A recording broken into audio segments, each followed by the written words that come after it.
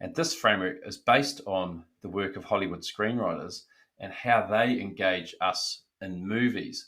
And we use that same principle to engage our staff into our workplace or into our mission.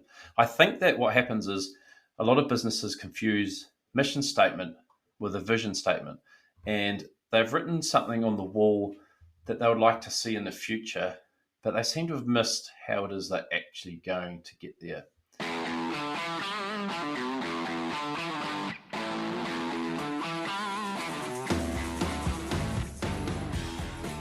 Welcome to the Business Bloke podcast. Growing your business doesn't have to be hard. I am your host, Andrew Savage, a business and mindset coach with plenty of leadership tools and strategies to help you grow your life and business. Give yourself permission to get curious, lean in, and enjoy this episode.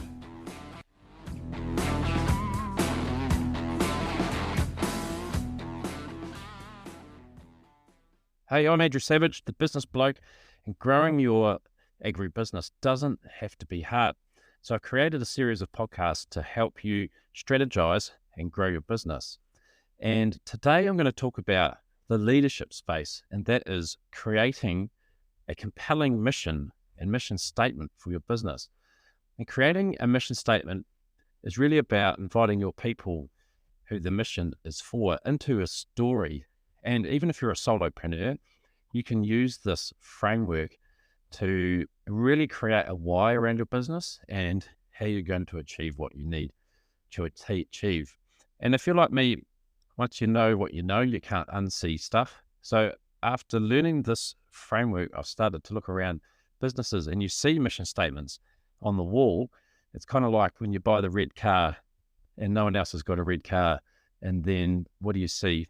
After you've bought the red car, you see red cars everywhere. So I see mission statements, and most of them are pretty mediocre. They look like they're drawn up by an accountant or a lawyer, probably cost the business a fortune. And unfortunately, and nothing against lawyers or accountants, but generally not really artistic people or Hollywood screenwriters, that's for sure. And this framework is based on the work of Hollywood screenwriters and how they engage us in movies. And we use that same principle to engage our staff into our workplace or into our mission. I think that what happens is a lot of businesses confuse mission statement with a vision statement, and they've written something on the wall that they would like to see in the future, but they seem to have missed how it is they're actually going to get there. So if you think about the last time you went to a movie, there was a mission. And if there wasn't a mission, it would have been a pretty boring movie. I like to use Top Gun as an example. The last Top Gun movie, if you haven't seen it, it's pretty awesome. It was, I guess, all about the mission. It was a pretty exciting movie, and the mission was pretty tough. Top Gun is a movie I'd probably go back and see again. But there's a movie I would never go and see again. This movie was really lacking a mission and really lacking a ticking clock. There was no real time frame around it, and it kind of just went on and on. And I apologize to all dog people, but A Dog's Way Home is probably one of the worst movies I've seen. I found an excuse to go and buy another Coke and some popcorn, and maybe I made a sneaky phone call in the middle of that movie, but it really did seem like the movie that was never going to end. So you don't want to be A Dog's Way Home. So you need that ticking clock and a compelling mission to really get everyone on board. It's really a document you would call your guiding principle. And it's really about engaging your staff on a journey. And you might not even put your mission statement up on the wall, but you could use it and refer to it in your staff meetings. And it's a really great way to say, hey, this is why we're doing what we're doing. And this is why we expect you to turn up in certain ways, because at the end of your mission statement, you will actually create the key characteristics and the critical actions that you need to take to achieve your mission. And if you think about the likes of Top Gear, or just think back to your last movie that you loved, there'd be certain characteristics that were in that movie about how they turned up. And it could be to do with trust and respect, or it could be teamwork. those types of things. And there were certain critical actions that they had to take along the way to achieve that mission. So if we can encompass those into this document, it really creates some clarity. So we start with the economic priorities, and it's probably hard to explain this without having it on a piece of paper, but we do start with our economic priorities at the top, because our economic priorities are the things that are going to drive our revenue. So we need to be driving those home. And why do we choose 3? It's because our unconscious mind and our brain is actually wired to survive. And if we choose more than 3, we start to switch off. 3 is a principle that I think they call it the law of 3s. It's been used in poetry and story since day one. Think the Father, the Son, and the Holy Ghost. That's been around for a little while. And then in more recent times, we've got the 3 little pigs, 3 musketeers, the 3 amigos, the good, the bad, the ugly. There is Goldilocks and the 3 bears. That's actually 4. But if we had Goldilocks, the 3 bears, and Goldilocks' uncle, Goldilocks' auntie, and one of her distant cousins, we start to forget who was actually the characters in the story. So we stick to 3 for that reason. So you can sit down and just think, what are 3 economic objectives that if I achieved would grow my business? And it could be you've got a widget factory and you think, right, I'm going to create 3% more widgets, and then I'm going to find 20 more leads to sell my widgets to. And I sell my widgets all over the place, but I'm going to attend 2 more field days this year or this quarter. We'll talk about the ticking clock down the track. That could be an example. Maybe an e-commerce business. You could be selling an electronic product to people. You could use email subscription. Maybe you've got 15,000 email addresses and you go, right, I'm going to increase our email subscription to 20,000. We'll increase our content from fortnightly to weekly, and let's make 5% more sales calls based on our emails. Something along those lines. Or you could be a service provider, perhaps. You could be providing a service to farmers or agricultural people out there, and you might say, hey, well, here's 3 priorities or economic objectives. Let's offer each client a free checkup. Let's gather 200 more phone numbers off the back of that offer, and let's make 10 sale calls a week. That's 3 economic objectives, and that would be pretty good ones, I thought. So after we have thought about 3 economic objectives for our business, and maybe if you're driving, then don't write 3 down, but it sort of makes you start to think, what are 3 simple things that I could do to move my business forward? You do need to create a ticking clock. And the thing about Top Gun that made it so exciting is the ticking clock really dominated the movie. They only had like a week to train in these fighter jets for an impossible mission, or maybe they had 2 weeks. And then what happened in the movie, they actually moved the ticking clock back a little bit. So they went from having two weeks to only 1. So the ticking clock really creates that sense of urgency.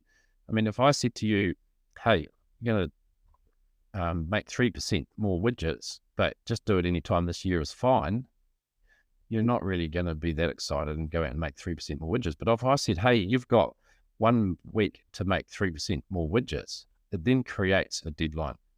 So a ticking clock is really important.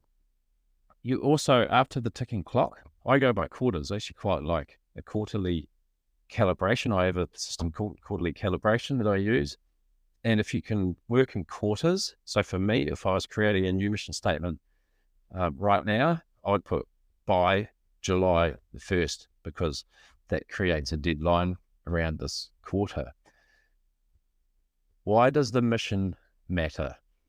That is the underlying reason why you must achieve your mission.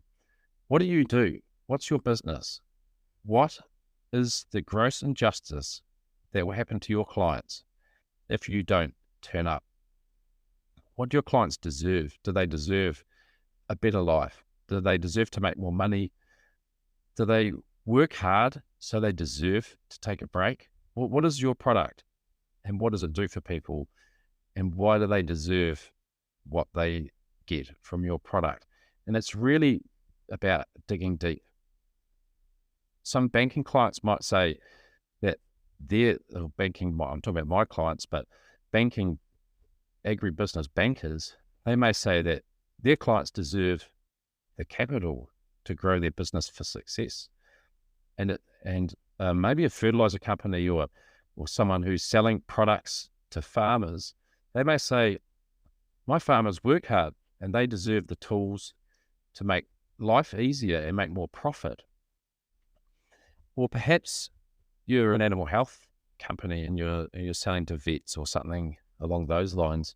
And like vets really need the products that will help people whose companion pets give them products. So, if vets aren't looking after cats and dogs, there's a lot of people get a lot of comfort from that. So what it really is the knock-on effect if people don't get your product, and what do they really deserve in life?